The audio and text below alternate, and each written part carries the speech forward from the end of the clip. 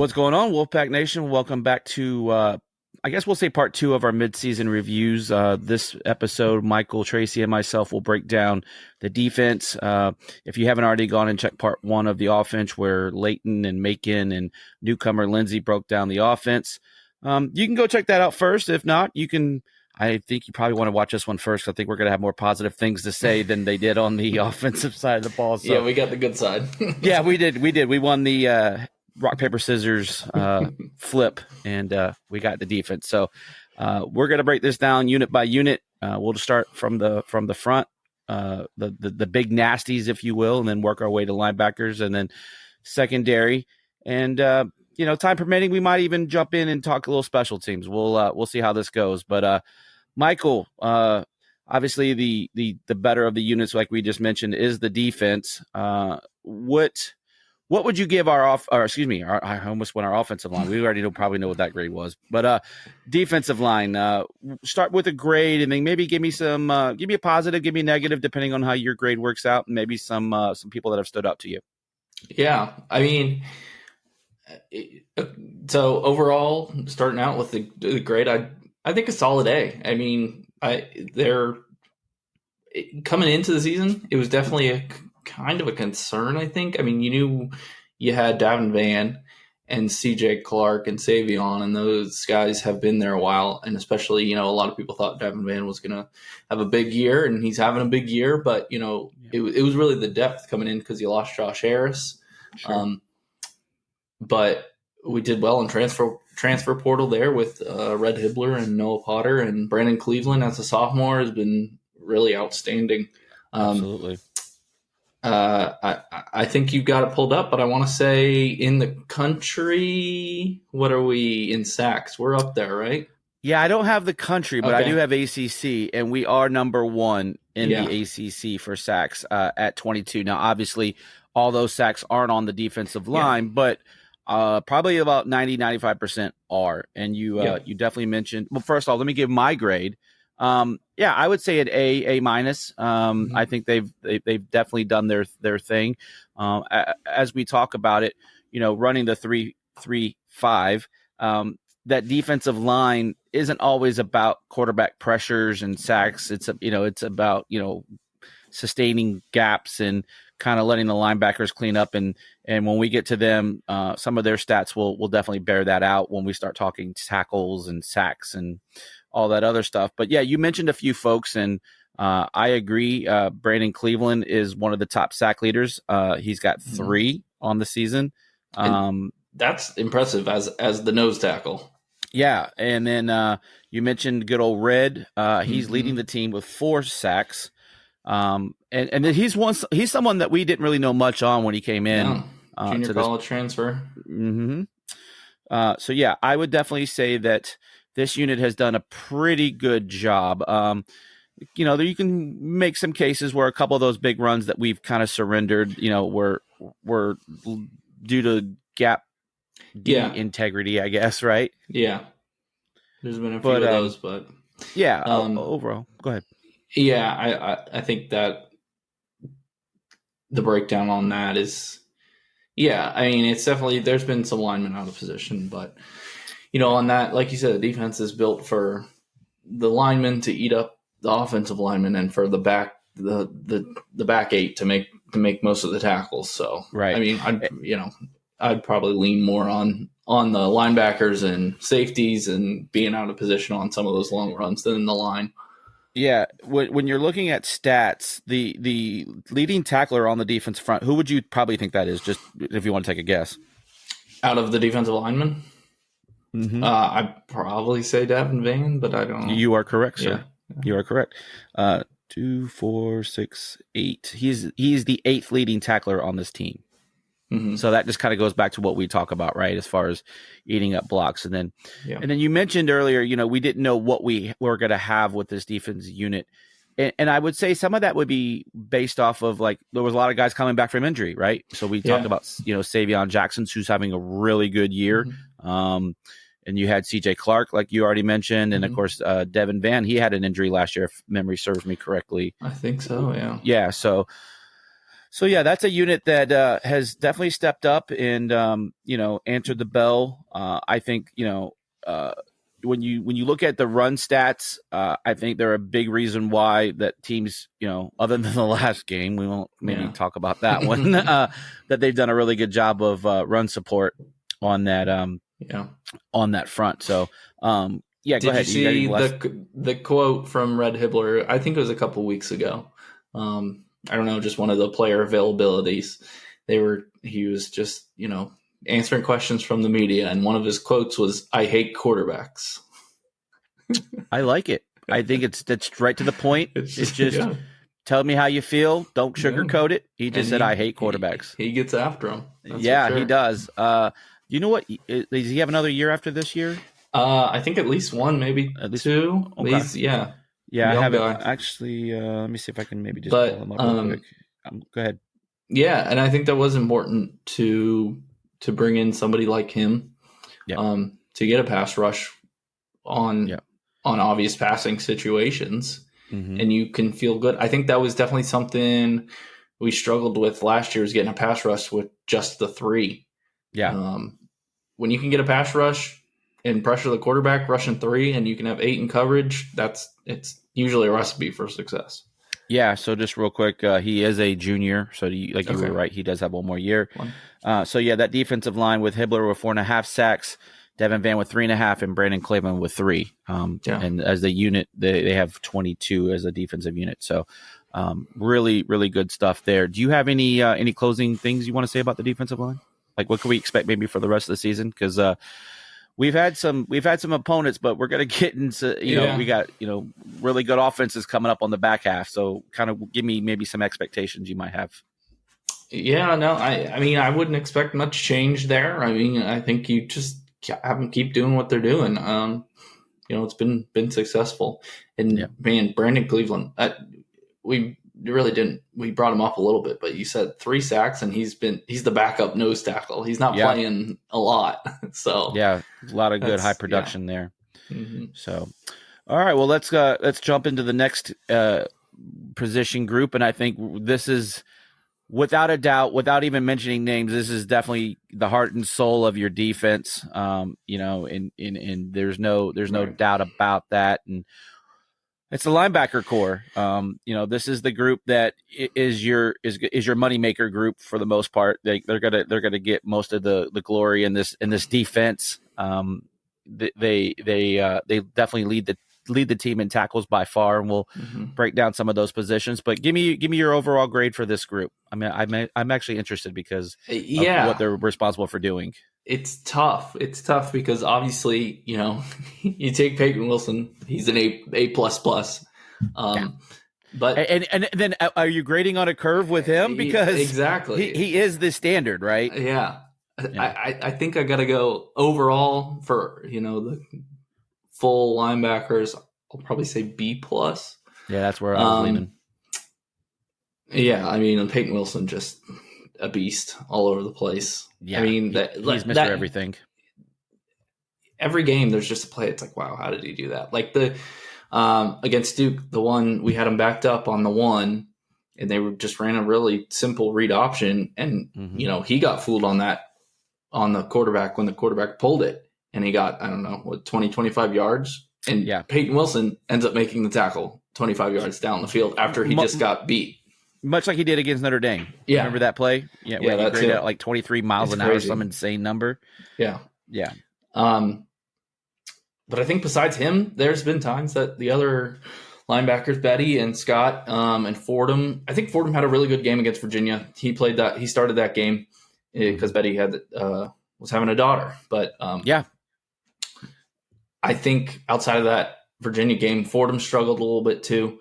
I think they're better. Hold on, before we go, do you get extra credit for having a kid? I don't know. You should. You definitely get a tax credit. I don't know if you get extra credit, but yeah. Go ahead. I think this unit is better in pass defense over last year. I think they're a bit more athletic, a bit faster, but I think that hurts them in the run game because they're so quick to the ball. They overrun stuff. I mean, and even Peyton Wilson to an extent there. I mean, that's been the thing he's struggled with. Not so much this year, but in previous years, he's just flying so hard. And I think that applies this year to, you see that with Betty and Scott and Fordham to some degree. But yeah, I think overall they've definitely been solid. So B plus. Yeah, I would agree with that. Just kind of breaking down Peyton Wilson, I mean, we're going to spend a couple minutes on Peyton because he deserves it. He is your captain of captains, if you will. What is that movie? My Captain, I think was like Dead Poet Society, I believe it was. But through 7 games, he's got 39 solo tackles, 42 assists, and 81 tackles total. That is the most tackles in the ACC. Even playing that extra game, because some teams only have played 6 to this point. He's averaging 11.6 tackles a game. Yeah, that's crazy. I mean, and he's second on your team with sacks. Yeah. I mean, it's just, he's everywhere, right? I mean, it's crazy. Like, he's doing this, coming off the injury history he's had. And this is exactly what he came back for. I mean, minus the team accomplishments, but personal accomplishments. This is exactly what he wanted to prove. He could put together 2 healthy seasons back to back. And he's really, playing himself into some real NFL money next year. Oh, and by the way, he's tied for the team lead in passes defended with 3. I didn't know that either. And he's got an INT. And 4 sacks for 28 yards, so he's second on your team in sacks. So, like I said, he is Mr. Everything. Dare I say, he's definitely on track for first team all ACC. I don't think there's a question on that. Buckus midseason award finalist, absolutely. Midseason All-American, maybe midseason All-American. I think he's got a real good chance as a ACC Defensive Player of the Year, depending on how that vote goes, and that's a media vote. And a lot of those guys aren't guys that have necessarily played ball. Sometimes those postseason awards go to teams that have got good regular season success. So we'll see how that figures out. I wouldn't be surprised if, no, that's kind of a bold take. I was going to say if he was an All-American, but not ACC Defensive Player of the Year. But I don't know that if he keeps this up, I mean, he has to be. Yeah, I mean, you get both. Yeah, anyone that watches any kind of football should be able to pick that out. But obviously there are some other folks on the linebacker core, and we kind of mentioned those.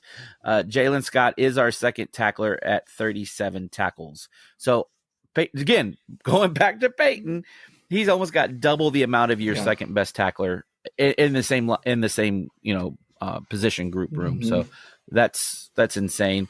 And then your fourth leading tackler is another linebacker, Caden Fordham, like you kind of mentioned. He had shined with that UVA game. But I guess we'll talk about so we gave grades. I think we were both solid B pluses. I think we're copacetic there. Just kind of give me your outlook for the rest of the season with this position group. Assuming everything stays the same. Yeah, no, I mean, like I said, I expect Peyton Wilson to continue on this crazy year. He'll definitely be up for a lot of awards at the end of the season. He's on track for 160, almost like 160 total tackles. Yeah, that's crazy. Yeah. I mean, it's about 145. If you get to we're at 7. 100, if a single linebacker gets like 100 tackles, that's considered like a great year. You're saying he's, you could get to about 140, but 45. I don't know. I mean, it's just more discipline in the run game, especially for these guys to really take it up another notch. But before we continue, I want to take a quick second to tell you about our sponsor, Flatlands Jessup Insurance Group, that has your whole world covered, with agents in 5 offices throughout Eastern North Carolina to help you decide how much coverage you need. Offering policies for home and auto, recreational vehicles, commercial, crop, health, life, and employee benefits. They are able to combine options to find a comprehensive solution that works for you. Flatlands Jessup protects the things you love so you can spend less time worrying and more time enjoying them. Find them on Facebook and Instagram at Flatlands Jessup. You can also visit their webpage at www.flatlandsjessup.com. So please make sure to go and check them out. Yeah, and I think we haven't really talked about it with the defense. Maybe we should have led with this, but they've been susceptible to very big plays this year. Mm-hmm. I can think of about 4 or 5 really explosive plays. They could have gone for touchdowns with runs. A couple of big passes that have happened, and so it's just a matter of just cleaning those things up. And it doesn't look like we should be giving up those type of plays with the kind of talent we have on this team. No. These are plays that we did not give up last year. I really can't remember one play drives from last year's team. That's kind of, I think that's one of the more disconcerting things on this. Yeah, it's just like I said, discipline on play action in the run game. Just be in the spot you're supposed to be. At least put yourself in a position to make a tackle, right? You get yourself out of position, and then there's nobody within 5 yards of him in any direction. Yeah, it's just not a recipe for success. And I think that's something that just that improves with experience. Especially in the secondary, we'll get there. You're playing a lot of young guys, especially at safety. And in the 3-3-5, safeties are a big part of the run game, especially the way Gibson runs it when he's comfortable leaving his corners on an island. So safety's got to be helpful in the run game. Right. And anyone that's watched NC State football will tell you that. Like, you just think about Tanner Engel and run support. He was just a beast, and that's pretty much the way you want to run that defense. And, well, we can shift to yeah. In fact, I was getting ready to transition now. So you started the talk. So give me your grade for the secondary. Like you said, it's the back end of the 3-3-5. It's where you put all your eggs in the basket for both run support and pass coverage. So yeah, give me what you're thinking there for a grade. Yeah, I'd probably say C+, B-, right on the edge there, kind of. I mean, they're still above average, but not as good as we've seen the last couple of years. I mean, you talk about the corners, Battle and White. They've been. I don't know if they've been as good as we expected. But overall, they've still been solid. And a lot of times, teams are just avoiding Aiden White, and they're going after Battle more. Yeah, and the statistics bear that out. Aiden's only got like 2 pass defenses this year, I think. Right, they're just not throwing towards him, which is usually a pretty good sign of how good that corner is. He's only got like 2 from what this stat I'm looking at here. No, I'm sorry, 3. He does have 3. Sorry, I didn't see him both. But obviously our again, I'd said Peyton Wilson was tied for the team lead in passes defense. But your other guys are Sean Brown, who's had a really good year, I think. I would probably he bumps it up for me on the defensive side. And here's one thing we haven't talked. This is a unit, especially on the safety side of the house, where we've just been decimated by injuries. So we're down, to probably our 3rd string guy now on that side of the house, because we lost, what was it, Harris at the beginning of the season, and then we lost. Obviously, we lost. Go ahead. Boykin's back now. He was out for a couple games, but he's back now. Okay. Yeah. Okay, so I think he would have been the starter then, right? So I think you're really just down Harris. Well, and Ledford. Raheem Ashford, not Ledford. Good grief, he was former coach. Yeah. No, Raheem Ashford. Yeah. But he was a backup coming in too. So I think you're only down 1 starter technically. But it's still thin. For sure. And Sean Brown, like you said, has really been impressive.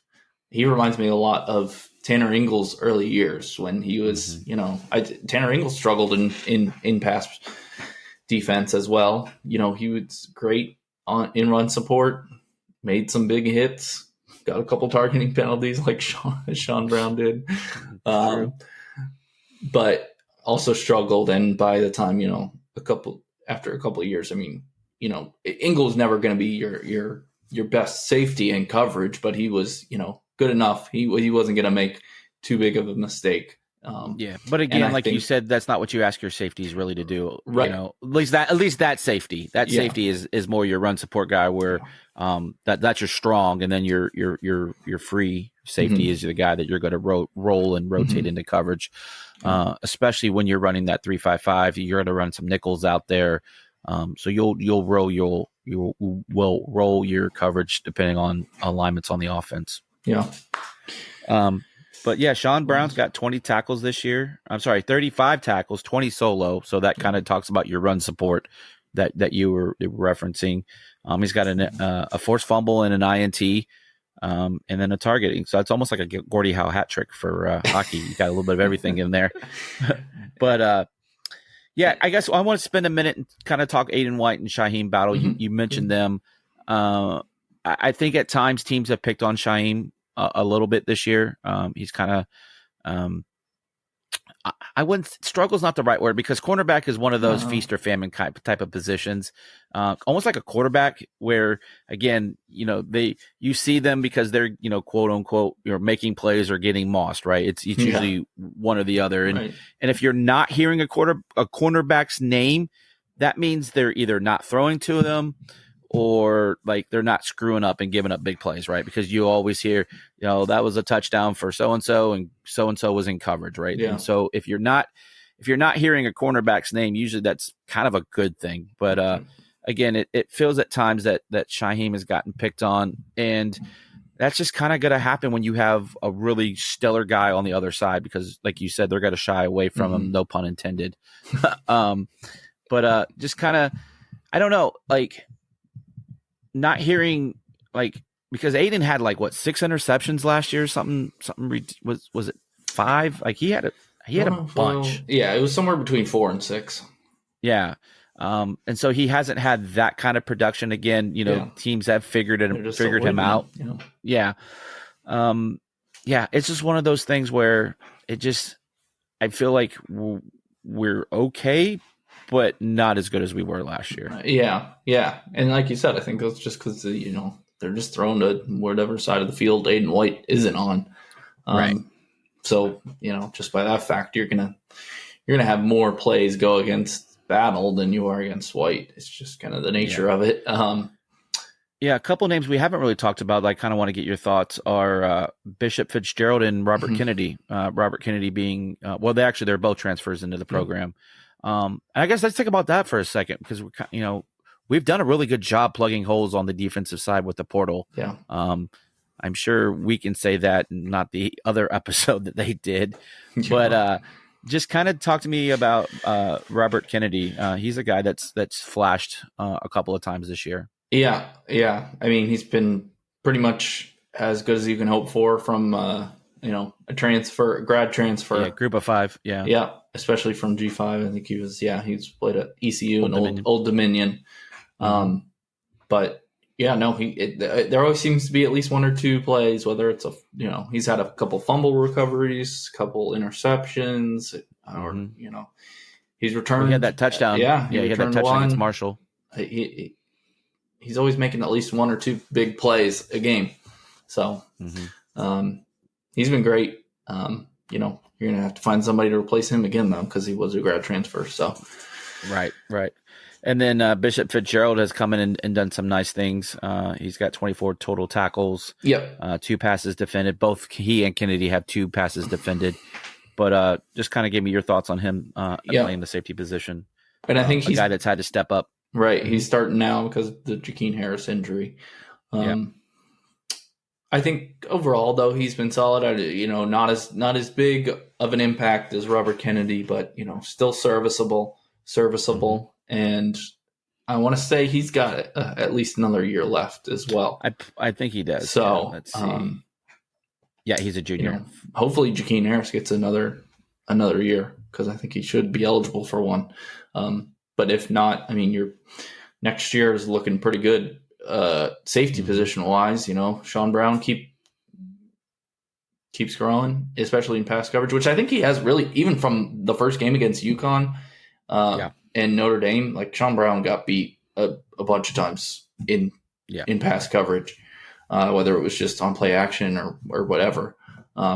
But I think even from the beginning of the season till now, I've definitely seen an improvement from him. So next year, I'm liking the outlook next year at safety and yeah, the rest considering of the season. this is his first year starting in the being a full-time starter. I mean, he had some spot starts. Obviously when Tanner Ingle got ejected for targeting, but yeah, I mean, again, one more thing to close the book on Sean Brown. He's had 2 sacks, so again, he's someone that's got to come up from the safety position and put a helmet on somebody, whether that's a running back or a quarterback. So, yeah. All right. So, I guess we'll go with the outlook for the remainder of the season. You kind of talked about Bishop Fitzgerald now being a starter. I think you're starting to see him being more comfortable in that role. So I think you'll get better production from there. But just kind of give me an overall look for the rest of the season from this group as a whole.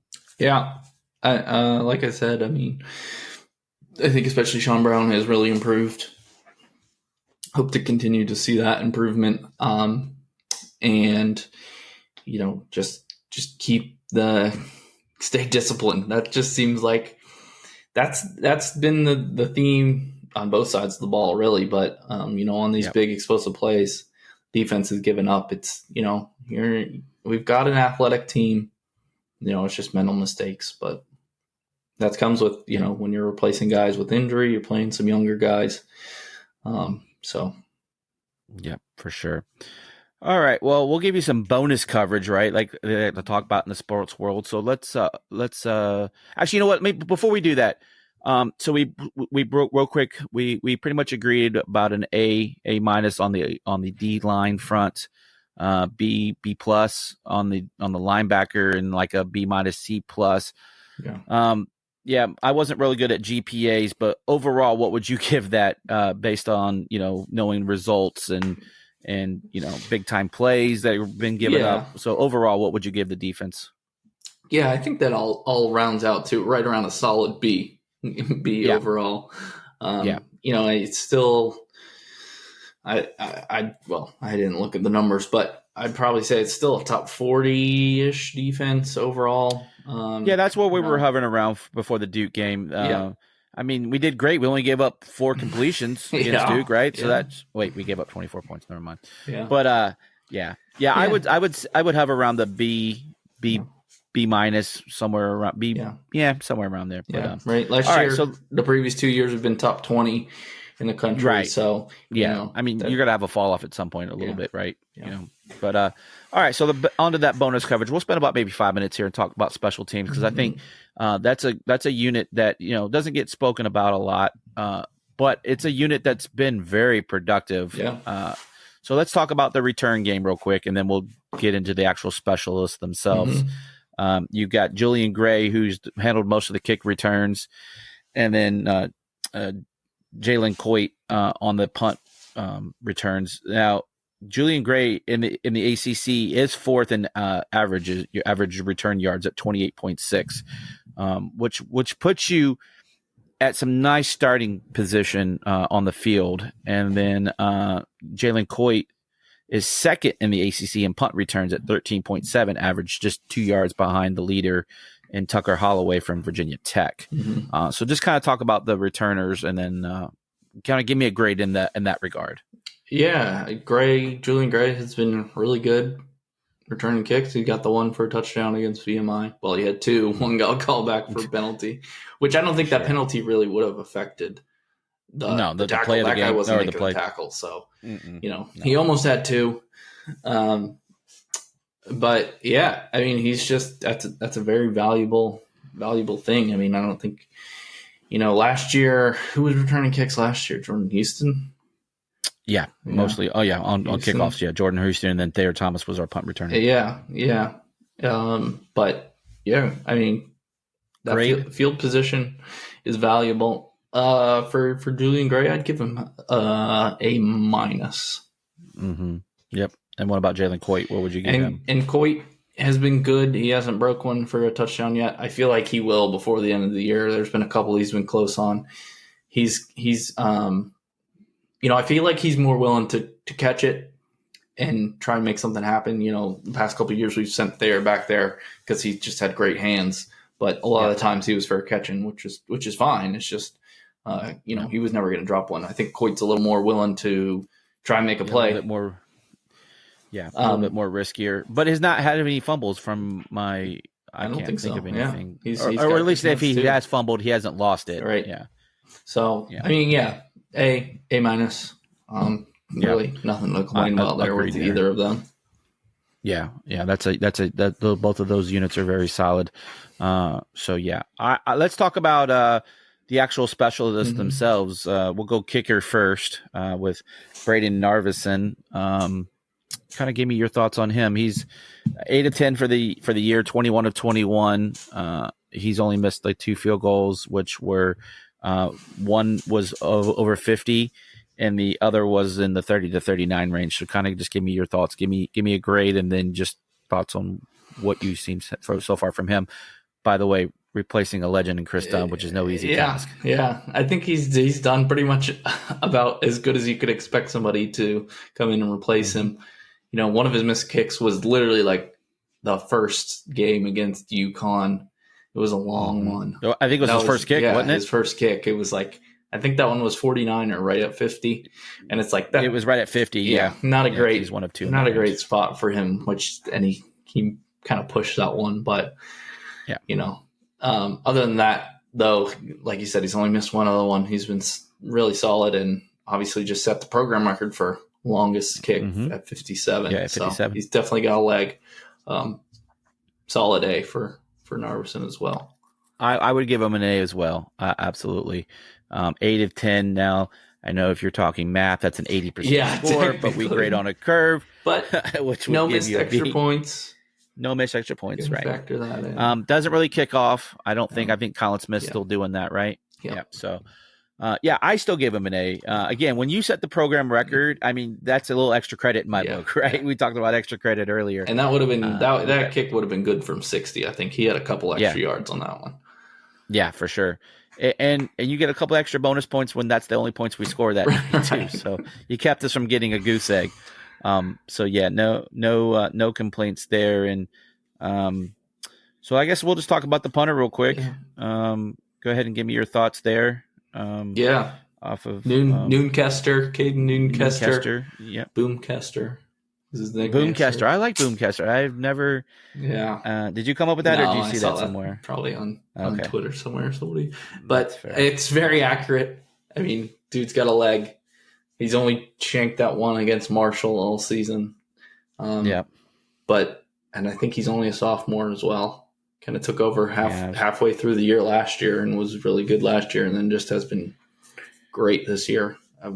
He was a guy that took over for I can't remember who we brought in, but it was the kid that we brought in from Townsend. I can't remember his name. But yeah, you're right. He took over probably, I want to say around the 8th or 9th game of the season last year, and he hasn't really looked back. Yeah. His net is only 39.7. I don't really think that's a fair. Yeah, I would have thought that it would have been more.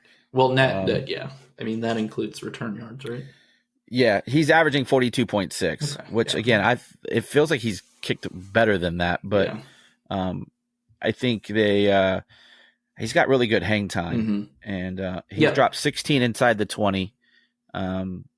He's averaged his longest 67. He's only had 2 touchbacks, which is really good. You want to give your special teamers a chance to down the ball, and like I said, go ahead. That's why I think I've heard them talk about hang time is almost more important than distance now, because it gives your coverage team a chance to get down the field. Yeah. Really only one game he struggled, and that was the Marshall game. That was his worst kicking game ever of the season. So give me a grade. What are you thinking here? Yeah, I'll say so solid A as well. Okay, I was thinking B plus. I was thinking B plus for him, but maybe an A I don't minus. think he shanked the one. Yeah, but kickers have feelings, so we're not gonna, or punters do too. Well, again, I think he should get extra credit too here, maybe because he was in one of the uniform reveals, right? He did the Ag Day, so maybe give him a couple bonus points there. But overall on special teams, we'll go ahead and get close to wrapping this thing up. But overall special teams, so punting, kicking, returning, where are you at with that? Yeah, I mean, special teams under Goebel as the last couple of years has been pretty solid. Definitely, can be a game changer in some games. We didn't even talk about Joe Shimko, long snapper, who's been perfect. For sure. He's been perfect like the last 3 years. So it's like, I think he's a guy that you probably will see in the NFL. Yeah. I wouldn't be surprised. I mean, it's hard to break through, because there's only really 32 of those. Yeah. Just much like kickers and punters, there's not two deeps on the long snappers. But I have a feeling he's going to get a look. Yeah. Come NFL time. And then Colin Smith doing the kickoffs has been solid as well. Just other than the Marshall game where we kind of shanked those two, but that's I forgot about that, but. Yeah. Marshall was probably our worst special teams. It was weird. It was season. Like, I don't know, but it didn't hurt us really in the end. Correct. But he's when you want him to put it out of the back of the end zone, he can do that. No problem. So no problem. So we're going to go solid A or A minus. I'll go A minus this. I think so too. This year. Yeah. So, and there really isn't much to talk about for the future, because they just go out and do their thing. There's really nothing that I think like you said, I think Shimko could be an NFL guy. I think Noonkester will be an NFL guy, which that may be 3 punters in the NFL for state. That'd be crazy, right? We might be punter U, which I don't know if you really want that designation, but. Anyway, all right, Wolfpack Nation. Well, that'll do it for this midseason grade and review of our defense. And like I said, we gave you some bonus coverage there with the special teamers. Again, we appreciate you guys tuning in as always. And if you haven't, go ahead and like this video, share it with your friends. We definitely appreciate it. And if you're not already a friend of the channel, go ahead and subscribe and hit that bell so you can get notifications. And as it is football season and we'll be getting basketball season soon, we'll have lots of giveaways for tickets. So make sure you're a member of everything that we got so you can qualify for those giveaways. And as always, Wolfpack Nation, we love you and appreciate you. And go Pack. We'll see you next time.